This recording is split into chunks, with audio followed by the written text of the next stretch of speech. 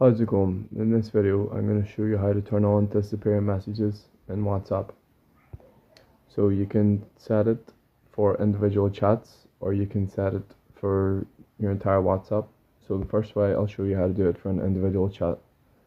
So you would open up the chat and press the three dots in the top right and then come down and select disappearing messages. From here you have the option to set it to 90 days, 7 days or 24 hours. So we'll set messages to disappear after 24 hours. So you come back and you'll see that new messages will disappear from this chat 24 hours after they're sent.